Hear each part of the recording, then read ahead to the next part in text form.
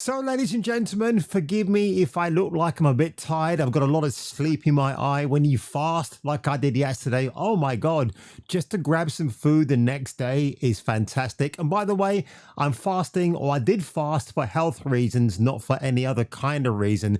But yesterday, while I was filming videos back to back, I had no idea the great Catherine O'Hara, Mrs. Kate McAllister from the Home Alone movies, passed away unexpectedly at the age of 71. So we're going to get into this, folks. I think it's the first famous obituary of 2026. I might be wrong about that, but courtesy of the Hollywood Reporter, critics' appreciation how Schitt's Creek helped us celebrate Catherine O'Hara's genius that was always there. Now, I never knew she was Canadian, and that's neither here or there. Where she's from, John Candy was from Canada, and how funny and celebrated is that guy?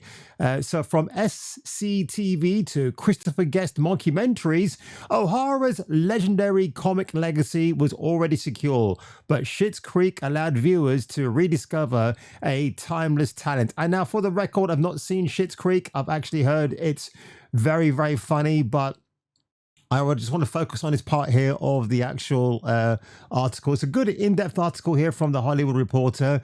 So again, for younger viewers who don't know about it, they might be familiar with Catherine O'Hara from films like Beetlejuice back in the day. They would not want to see her newer stuff. And yeah, if you go on her IMDb profile, she's got like one more project to be released, which is incredible. She always worked until she could actually work no more. Now, I want to get here. I must edit this a little bit here, folks, so bear with me. O'Hara went from famous to absolutely famous, from being beloved by 25 different niche audiences to being universally beloved, from being respected and adored to being decorated and celebrated. Sometimes when performers make this transition, it comes when their careers are winding down. But with O'Hara, it seemed like she was still fully in ascension, which I think is a very good word to use there. She was ready to embrace the acclaim and parlay it into opportunities. She was wonderful in The Studio. She showed rarely utilized dramatic chops in The Last of Us, a side she'd hinted at before, because many of her best comic roles were grounded in a certain human desperation. Do they mean the HBO show The Last of Us? But rarely had the opportunity to utilize. Heck, she even got a honorary mayor of Brentwood. Now, O'Hara died yesterday, 71, like I said. They don't know the cause of it, just unexpected. So I guess autopsies, while I'm recording this video, are still ongoing. And we'll have a quick look at her IMDb here, folks, because I'm pretty sure you'd want to see that. Never mind you. So look, if you go back as far as the early parts of her career, let's have a look. The Wayne and Schuster Show, which I vaguely heard of, and then Nothing Personal, which I don't know.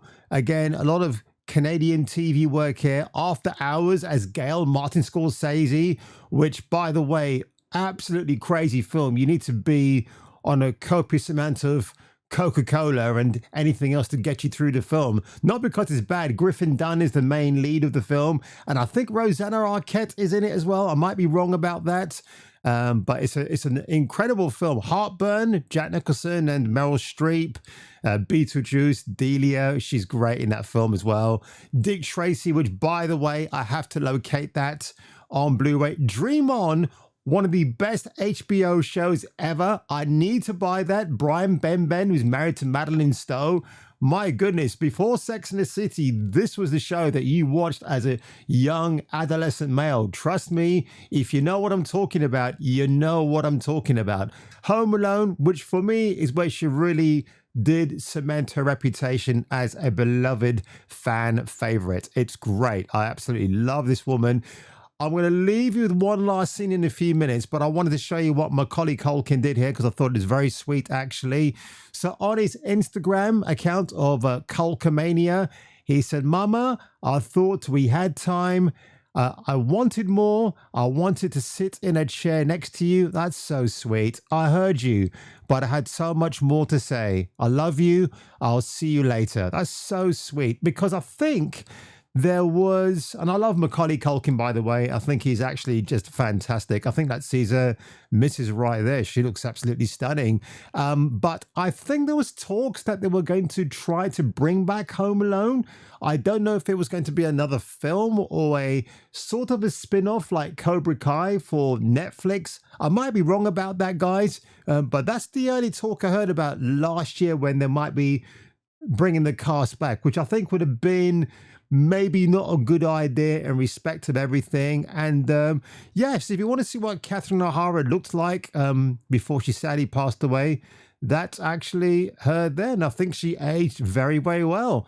She didn't fall foul to the let me get myself some plastic surgery done and what have you. She just grew, she just rolled with it like Steve Winwood. And I think that's absolutely phenomenal that she did that. But I want to leave you with this last clip here, actually, and I keep going all over the place because I keep forgetting where I've done this now. Give me a second here, folks. Right, here we go.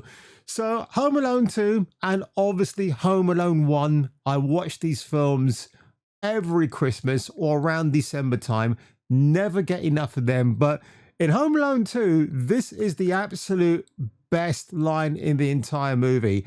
And I got to say, her chemistry with John Hurd, you just couldn't get a more dynamic couple than this. So on this one, folks, I just want to say, and on behalf of Catherine O'Hara and her family, rest in peace, Mom. You were a fantastic comedic talent, because that's what you knew you for. Yeah, you did exercise your dramatic chops, but really, I always remember you for moments like this. And on that one, ladies and gentlemen, if I were you and if you were me, make sure you catch me catching you for the return of my next video. Has he ever been in a situation where he's been on his own?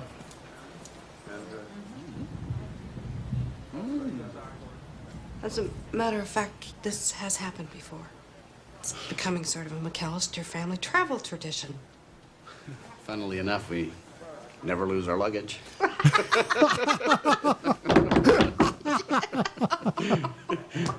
Love it.